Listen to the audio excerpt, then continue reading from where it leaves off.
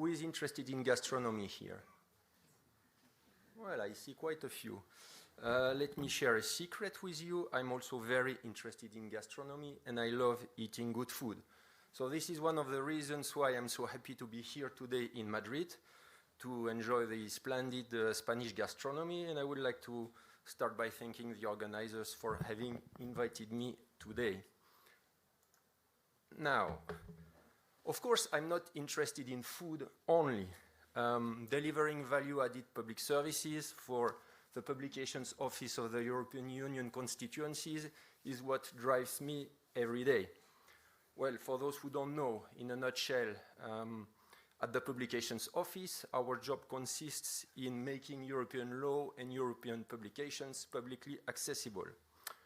So to do that, well, maybe you know EURLEX, I guess. This is one of the things we are operating.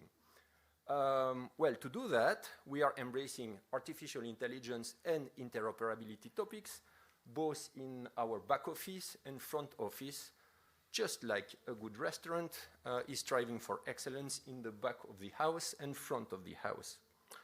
So let me guide you to the back of our own house. Maybe. Probably, yes. Okay, so to prepare a good menu, what do you need? You need both great ingredients and also a good recipe. How does it transpose to our own business? Well, our ultimate goal is not only to make our information and data accessible to the public. We want that to be actually accessed by the intended audience. There, it's pretty obvious. The access mechanisms are of crucial importance, and we are still very much based on search engines and search mechanisms. Okay, so to have this happening, what we need is to have high-quality metadata. Well, in fact, yesterday I heard we should stop calling that metadata. We should call that discovery fields, as Professor Coulpart said yesterday. Anyway, we need to have these top-quality ingredients, our caviar, in a way.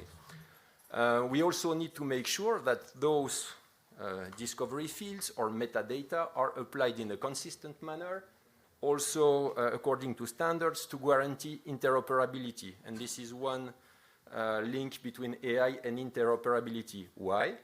Traditionally, it's done by humans, by what we call catalogers at the Publications Office. But today, our catalogers are in fact using an AI-based system based on a semantic text analyzer that Véronica Gaffé mentioned in her opening address, SETA, in order to, well, and this system proposes and suggests these metadata, the most appropriate ones, and also using widely known reference data assets. Yesterday was mentioned Eurovoc. What does this enable us to do? This enables two things. First, consistency in the application of these discovery fields across our document collection, and this is also boosting the productivity of our cataloging team. Now, whatever the chef cooks in the kitchen, it will satisfy the clients if and only if it's properly served in the restaurant room, right? So beyond the traditional search systems that I was mentioning before, the Publications Office has also invested in chatbot technologies.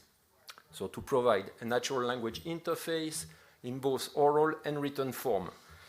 This increases the accessibility of our services, for instance, for people who are visually impaired, but what we observed is that it is providing a much more intuitive access to our information for just everybody. And this is, by the way, one of the things I see changing with the advent of generative AI. It's not so much about the information itself, but it's more the way we access to information which is really changing.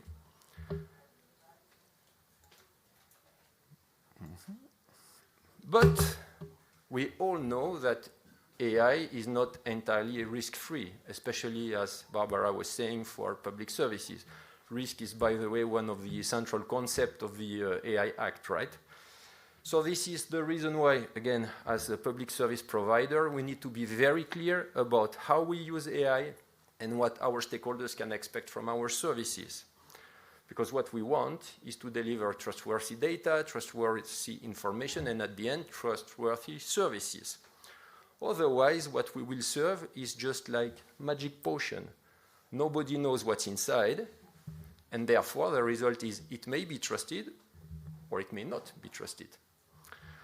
So that's why, again, referring to the chatbot I was talking about, we also published with the chatbot an explainability notice.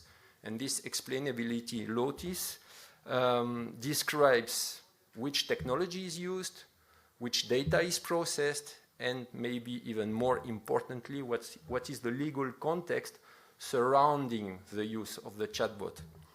And I can't resist, because we heard this morning our Estonian colleague talking about interoperability between chatbots. That's the next project we have, is to see how this chatbot could interoperate with other chatbots in member states and also commercial ones. So for those interested, I'm inviting you to go to the exhibition booth. My colleague will be delighted to give you all the necessary details. Now, what you want when you run a restaurant is to get the famous 3 stars. So to guarantee the quality and to check what's the actual quality which is served, you have inspectors going on the spot to monitor the quality. By the way, what a dream job. Who would like to do that? Yeah, I see a number of people. Okay, I have very good news for you, because this is we have to do exactly the same.